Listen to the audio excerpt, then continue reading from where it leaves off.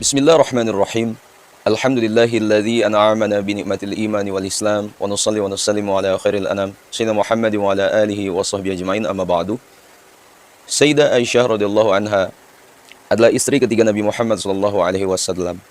Setelah Sayyidah Khadijah radhiyallahu anha dan Sayyidah Saudah binti Zam'ah. Ayahnya adalah Sayyidina Abu Bakar bin Abu Quhafah, sementara ibunya Ummu Ruman.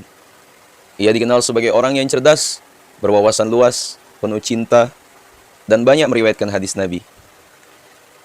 Sayyidah Aisyah merupakan satu-satunya gadis yang dinikahi Nabi Muhammad SAW. Terjadi perbedaan pendapat di antara ulama mengenai usia pernikahan Sayyidah Aisyah. Ada yang berpendapat usianya 6 atau 7 tahun ketika dinikahi, dan 9 tahun saat diajak Nabi untuk berumah tangga. Pendapat lain yang didasarkan pada riwayat Abdurrahman bin Abu Abi Zannat dan Al-Imam Ibnu Hajar Al-Asqalani menyebutkan bahwa usia Sayyidah Aisyah ketika berumah tangga adalah 19 tahun atau 20 tahun. Azabi semua yang rahmati Allah Subhanahu wa taala. Ada beberapa hal tentang Sayyidah Aisyah yang jarang atau tidak diketahui banyak orang. Dikatakan oleh Syekh Muhammad bin Yusuf Ad-Dimashqi, yang pertama, julukan, nama panggilan, dan nama lain. Sayyidah Aisyah memiliki perangai yang sangat baik, berkulit putih, berparas elok, dan memiliki pipi kemerah-merahan. Karena itu, Nabi Muhammad SAW menjulukinya dengan Humaira. Selain julukan, Sayyidah Aisyah juga memiliki nama panggilan dan nama lain. Dikisahkan bahwa suatu ketika Sayyidah Aisyah meminta Nabi Muhammad SAW untuk membuatkan nama panggilan untuknya. Dia ingin seperti teman-temannya yang memiliki nama panggilan. Nama panggilan yang dimaksud di sini adalah nama panggilan dengan menggunakan nama salah satu anak. Biasanya anak pertama. Nabi lantas memberi nama panggilan istrinya itu dengan anak laki-lakinya, Abdullah bin Zubair. Ada kisah tersendiri mengenai hal ini. Jadi, pada saat Abdullah bin Zubair lahir, Sayyidah Aisyah membawanya kepada Nabi Muhammad. Beliau kemudian memberikan ludahnya di bibir Abdullah, dan itu merupakan sesuatu yang pertama kali masuk ke dalam perutnya. Atas dasar itu, Nabi kemudian memberi nama panggilan Aisyah dengan Ummu Abdullah. Hingga wafatnya, Aisyah kemudian dipanggil dengan nama panggilan Ummu Abdullah. Sayyidah Aisyah juga memiliki nama lain, yaitu Muwaffaqah, wanita yang diberi petunjuk. Ya. Hal ini sesuai dengan hadis riwayat Imam At-Tirmizi di kitab Syama'il. Ya. Kedua, ya, dinikahi Nabi karena perintah langsung Allah. Dalam sebuah riwayat, Sayyidah Aisyah pernah mengungkapkan bahwa alasan Nabi Muhammad menikahinya adalah karena mimpi. Jadi, suatu ketika, Nabi Muhammad SAW bermimpi didatangi Jibril yang membawa secarik kain sutra dengan gambar Sayyidah Aisyah. Jibril mengatakan bahwa wanita dalam gambar itu adalah istrinya. Mimpi Nabi ini berulang hingga 3 kali. Jika mimpi ini dari Allah, tentu dia akan mengabulkannya. Kata Rasulullah SAW merespon ucapan malaikat itu. Dan benar saja, akhirnya Allah mengabulkannya. Ketiga, pernah dijodohkan dengan Jubair. Beberapa saat setelah Sayyidah Khadijah wafat, Nabi Muhammad SAW disarankan untuk menikah kembali. Adalah Khawlah binti Hakim, sahabat Sayyidah Khadijah, yang meminta Nabi untuk menikah dengan Saudah binti Zam'ah dan juga Aisyah binti Abu Bakar. Singkat cerita, sahabatku semua, Nabi kemudian mengutus Khawlah untuk melamar Aisyah setelah beliau mempersunting Saudah. Namun, Sayyidina Abu Bakar tidak langsung menerima lamaran Nabi. Ia meminta Khawlah untuk menunggu karena sebelumnya Mut'im bin Adi pernah meminta Aisyah untuk anak laki-lakinya, Jubair. Ya, Abu Bakar tidak ingin ingkar janji. Karenanya dia mendatangi Mut'im dan menanyakan kembali perihal anaknya. Ternyata Mut'im tidak jadi mengawinkan anaknya dengan Aisyah. Dia khawatir anaknya akan masuk Islam manakala menikah dengan anak Abu Bakar tersebut. Keempat, jangka waktu rumah tangga dengan Nabi. Dari beberapa hadis yang diriwayatkannya, Sayyidah Aisyah mengaku hidup bersama Nabi Muhammad SAW selama 9 tahun. Ya. Nabi menikahinya ketika usia Aisyah 9 tahun dan Nabi wafat ketika usia Aisyah 18 tahun. Tuh. Kelima, lomba lari dengan Nabi. Sayyidah Aisyah dan Nabi Muhammad SAW beberapa kali melakukan lomba lari. Biasanya lomba lari dilaksanakan ketika dalam perjalanan. Pada satu kesempatan, Nabi Muhammad yang menang. Di kesempatan lain, Sayyidah Aisyah yang menang. Imam Al-Humaid, Imam Abu Syaibah, Imam Abu Daud, dan Imam An-Nasai meriwayatkan satu hadis dari Aisyah bahwa suatu ketika Nabi Muhammad mengajak istrinya itu balapan lari. Maka keduanya berlomba. Dan Sayyidah Aisyah berhasil mengalahkan Nabi. Ketika aku gemuk, ya, Rasulullah berlomba denganku dan berhasil mengalahkanku. Kemudian beliau bersabda, "Hai Humairah, ini pembalasan kekalahan yang dulu." Keenam, menempelkan mulut pada bekas makan dan minum. Ya. Kemesraan ini tentunya melebihi kemesraan makan sepiring berdua. Ya, hal ini diriwayatkan oleh Aisyah. Beliau berkata, terkadang Rasulullah SAW disuguhkan sebuah wadah air kepadanya. Kemudian aku minum dari wadah itu sedangkan aku dalam keadaan haid. Lantas Rasulullah SAW mengambil wadah tersebut dan meletakkan mulutnya di bekas tempat minumku. Terkadang aku mengambil tulang yang ada sedikit dagingnya, kemudian memakan bagian darinya. Lantas Rasulullah SAW mengambilnya dan meletakkan mulutnya di bekas mulutku. Kisah ini diriwayatkan oleh Imam Ahmad. Ketujuh, mandi bersama. Melihat sosok Nabi Muhammad SAW yang berwibawa, yang berwibawa, ternyata juga memiliki sisi romantisme kepada istrinya. Dalam sebuah hadis, Sayyidah Aisyah berkata, dahulu aku mandi junub bersama Rasulullah SAW dari satu bejana di mana tangan kami bergantian mengambil air di dalamnya. Hadis ini diriwayatkan oleh Imam Bukhari dan Muslim. Ini menunjukkan sisi romantisme dan kasih sayang. Bahkan setelah melakukan hubungan itulah. Nah, Nabi Muhammad sosok suami panutan yang ideal. Bahkan pernah berkata bahwa sebaik-baik laki-laki adalah yang baik perlakuannya kepada istrinya. Kedelapan, saat haid.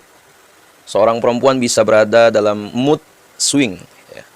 Ya, sebagai suami, Nabi Muhammad SAW mencontohkan perlakuan terbaik kepada istri. Aisyah radhiyallahu anha berkata, dahulu Rasulullah SAW meletakkan kepalanya di pangkuanku, kemudian membaca Al-Quran, sedangkan aku dalam keadaan haid. Ya, sebagai semua, bukan hanya itu, bahkan Nabi Muhammad SAW juga menunjukkan sisi lembutnya dengan cara yang tidak pernah dibayangkan. Ya, dalam hadis lain, Sayyidah Aisyah berkata, dahulu aku menyisir rambut Rasulullah SAW, sedangkan aku dalam keadaan haid. Hadis ini tertera dalam riwayat Imam Bukhari dan Muslim. Kesembilan, berbincang bersama istri di luar. Berjalan bersama di malam hari bersama istri, kemudian membincangkan banyak hal di luar rumah. Ya. Kemudian berbicara dari hati ke hati hingga mengingat memori bersama. Bukankah itu sangat mesra? Dan ini pun dicontohkan oleh Nabi Muhammad SAW. Dalam sebuah hadis, Aisyah radhiyallahu anha meriwayatkan tentang kebiasaan Rasulullah SAW yang keluar kota selalu membawa istri ini. Ya. Nabi SAW ketika malam hari berjalan bersama Aisyah, berbincang dengannya. Ya, tertera dalam Sahih Al-Bukhari dan Muslim. Kesepuluh, mengajak istri makan di luar. Diriwayatkan dari Anas radhiyallahu anhu, ia berkata, seorang lelaki Persia yang merupakan tetangga Nabi Muhammad SAW mempunyai kuah kaldu paling sedap. Kemudian dia membuat makanan dan mendatangi Nabi SAW lantas mengundangnya untuk makan. Sedangkan Aisyah berada di samping Nabi. Ya. Kemudian Nabi SAW berkata, yang ini bagaimana? Ia menunjuk Aisyah dan berkata, tidak. Kemudian memberi isyarat kepadanya, bagaimana dengan ini? Dia berkata, tidak. Kemudian Nabi memberi isyarat yang ketiga kalinya dan bersabda, ini bersamaku. Kemudian ia berkata, ya. Hadis riwayat Imam Ibnu Hibban. Ke-11, menenangkan amarah dengan cara unik. Ya, sudah selayaknya pasangan suami istri memiliki perbedaan pendapat dan dapat mengatasinya dengan baik. Ya. Hal ini dimaksudkan agar perbedaan itu tidak memicu amarah, ya, dan berakhir menjadi konflik. Ya, hal ini pernah dialami oleh Nabi Muhammad SAW saat melihat Siti Aisyah marah. Ya.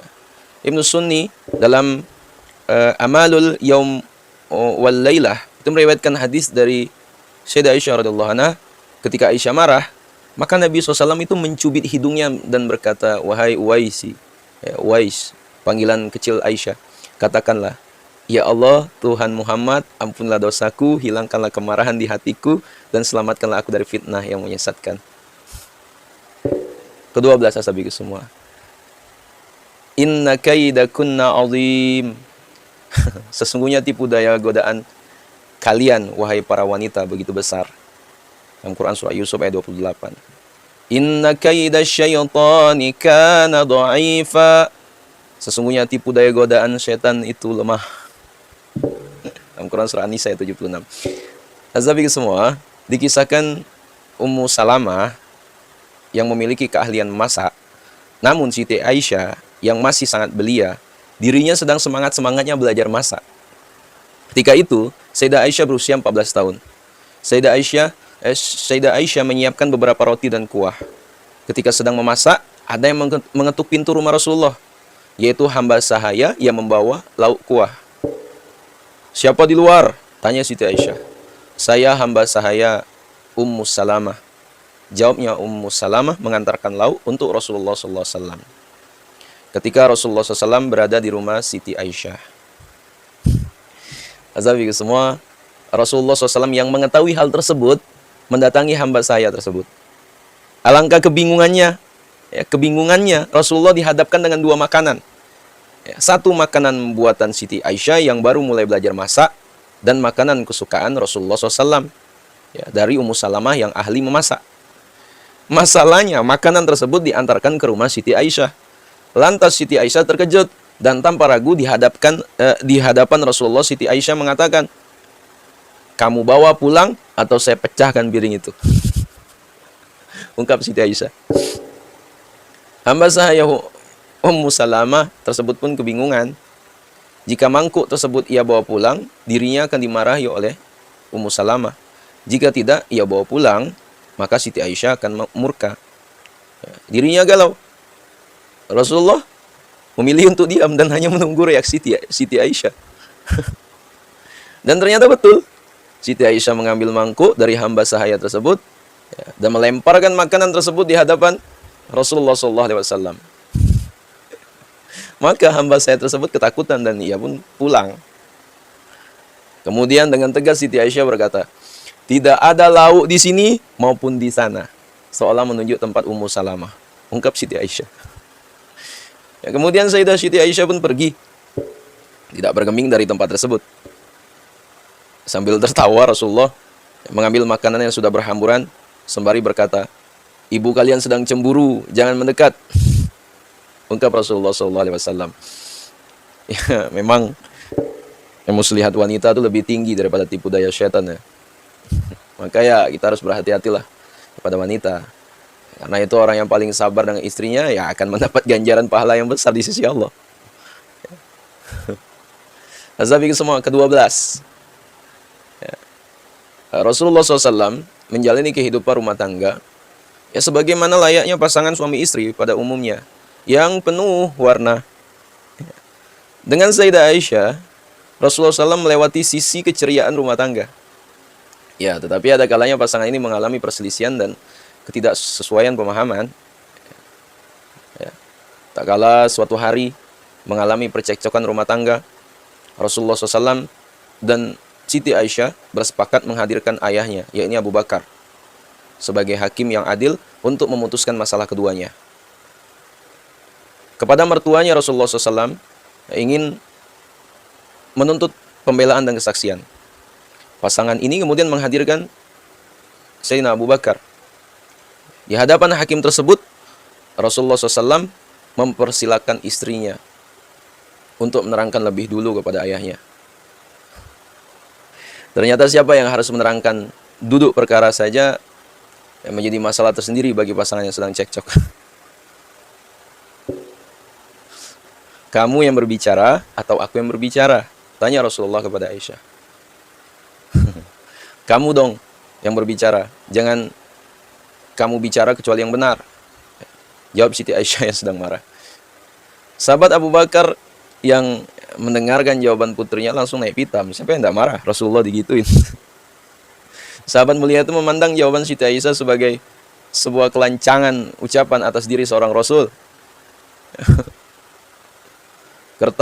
Keterlaluan kamu. Apakah ia utusan Allah Subhanahu wa taala akan berkata selainnya hak? Bentak Sayyidina Abu Bakar. Ia kemudian berlindung kepada suaminya. Siti Aisyah duduk di belakang punggung suaminya. Rasulullah SAW segera saja membela hak istrinya. Terlepas keduanya sedang mengalami perseteruan rumah tangga. Kami tidak menghadirkanmu untuk ini, dan kami tidak menghendaki ini darimu. Jawab Rasulullah SAW membela hak istrinya atas kekerasan yang dilakukan oleh hakim tersebut. Apa ini? Apa? Sampai semua ke-13. Dalam kitab Durratun Nasihin merawikan kisah bagaimana Rasulullah SAW dan Aisyah berumah tangga tentang Nabi Muhammad tidur di depan pintu. Tersebut dikisahkan suatu malam Rasulullah SAW berjalan pulang ke rumah dari masjid. Sesampainya di rumah, Sayyidah Aisyah rupanya sedang tertidur lelap. Beliau lantas berupaya agar istrinya itu tidak tersentak bangun. Dengan perlahan-lahan Rasulullah SAW membuka pintu rumah sehingga membiarkan istrinya beristirahat. Nabi SAW bahkan memutuskan untuk tidur di luar kamar. Ya. Riwayat lain mengisahkan suatu hari Aisyah dicengkram rasa khawatir hingga menjelang subuh ia tidak menjumpai suaminya tersebut tidur di sebelahnya. Dengan gelisah, Aisyah pun mencoba berjalan keluar. Ketika pintu dibuka, Aisyah terbelalak kaget. Rasulullah sedang tidur di depan pintu. Mengapa Nabi tidur di sini? Aku pulang larut malam karena khawatir mengganggu tidurmu. Aku tak tega mengetuk pintu. Itulah sebabnya aku tidur di depan pintu. Jawab Nabi. Ke-14. Dari Sayyidah Aisyah berkata, Rasulullah SAW menemuiku pada suatu hari. Beliau berkata, apakah kamu punya sesuatu? Aku berkata, tidak. Beliau berkata, kalau begitu aku puasa. Suatu hari, beliau menemuiku lagi dan aku baru mendapatkan hadiah haish, jenis makanan yang terbuat dari kurma. Aku menyimpannya untuk beliau karena beliau menyukainya. Aku pun berkata, ya Rasulullah, kita diberi hadiah haish dan aku menyimpannya untukmu. Beliau berkata, hidangkan. Sebenarnya aku pagi ini puasa. Ya, beliau pun memakannya, kemudian berkata, sesungguhnya perumpamaan puasa sunnah seperti seseorang yang mengeluarkan hartanya untuk sedekah. Jika ia mau, bisa ia teruskan niatnya untuk bersedekah. Atau jika ia mau, boleh membatalkannya. Hadis riwayat Imam Muslim, Imam At-Tirmidzi, Imam An-Nasai, dan Imam Ibnu Majah. Ya. Sampai ke semua yang ke-15. Menjadi sebab turunnya ayat tentang tayamum. Ya. Pada suatu hari Nabi Muhammad SAW, Aisyah dan para sahabat melakukan satu perjalanan. Pada saat sampai di Al-Bayda atau Daztul Jaisi, riwayat lain di Al-Abwa, kalung Aisyah terjatuh. Mengetahui hal itu, Nabi Muhammad berhenti untuk mencarinya. Karena pada saat itu rombongan tidak memiliki air dan di tempat itu tidak ada mata air. Maka para sahabat mengadu kepada Abu Bakar perihal sikap Aisyah yang sampai membuat Nabi berhenti. Engkau menahan Rasulullah dan orang-orang di tempat yang tidak ada mata airnya, dan mereka tidak mempunyai air. Kata Abu Bakar kepada putrinya itu, sembari memarahinya. Nabi mencari kalung istrinya hingga malam, namun tidak ketemu juga. Pada pagi esok harinya, Nabi bangun dengan tidak ada air di sampingnya. Namun kemudian Allah menurunkan wahyu tentang tayamum. Mereka pun bertayamum setelah menerima wahyu tersebut. Ya. Kalung tersebut ditemukan tanpa sengaja oleh Aisyah ketika dia mencari unta yang dinaikinya. Dan ternyata kalungnya ada di bawahnya. Ya, demikianlah keberkahan Sayyidah Aisyah. Sehingga Allah menjadikan jalan keluar darinya, yakni tayamum untuk bersuci manakala tidak ada air. Nah, ke-16, meriwayatkan 2210 hadis. Ya, Sayyidah Aisyah adalah orang yang sangat cerdas, berwawasan luas, dan memiliki ingatan yang kuat. Atas semua itu maka tidak heran jika beliau meriwayatkan ribuan hadis dari Nabi Muhammad. Hadis sanad yang dimiliki Aisyah adalah 2210 hadis. Bukhari dan Muslim sepakat terhadap 174 hadis dari riwayatnya. Imam Bukhari sendiri meriwayatkan 54 hadis dari Aisyah, sementara Muslim 68 hadis. Nah, sahabatku semua, Sayyidah Aisyah dikenal sebagai orang yang otoritatif dalam hal keagamaan. Makanya Sayyidah Aisyah bertugas memberi fatwa pada masa kekhalifahan Abu Bakar, Umar bin Khattab, Utsman bin Affan, dan seterusnya hingga beliau wafat. Ya. Sayyidah Aisyah ya itu pernah menjadi korban hoaks hadis al-ifki, yakni beliau difitnah telah melakukan perselingkuhan dengan Sofwan ibnu Mu'attal. Kabar yang tidak benar itu cukup mengganggu rumah tangga Nabi Muhammad dan Sayyidah Aisyah. Ya, kemudian Allah membela Sayyidah Aisyah dan meluruskan berita tersebut dengan menurunkan Quran surat An-Nur ayat 11 sampai 21. Mazhabi semua rahmatullah subhanahu wa taala, Sayyidah Aisyah wafat pada malam Selasa 17 Ramadan tahun 58 Hijriah. Riwayat lain 57 Hijriah dalam usia 63 tahun. Riwayat lain 66 atau 70 tahun. Abu Hurairah adalah sahabat yang ditugasi untuk memimpin sholat jenazah Sayyidah Aisyah. Ya, sesuai dengan wasiatnya, Sayyidah Aisyah dimakamkan di Baqi. Sahabat semua yang rahmatullah subhanahu wa ta'ala, ya itulah kisah dari ibunda kita tercinta, ya, ibunda umat Islam yang bisa kita teladani, bisa kita contohi, dan bisa kita ambil hikmahnya. Sahabat semua yang rahmatullah, mungkin itu yang dapat kami sampaikan. Sekiranya video bermanfaat, jangan lupa share pada orang kita cintai, dan juga jangan lupa share ke akun media sosial kalian yang lainnya agar jauh lebih bermanfaat lagi. Wallahu a'lam. Assalamualaikum warahmatullahi wabarakatuh.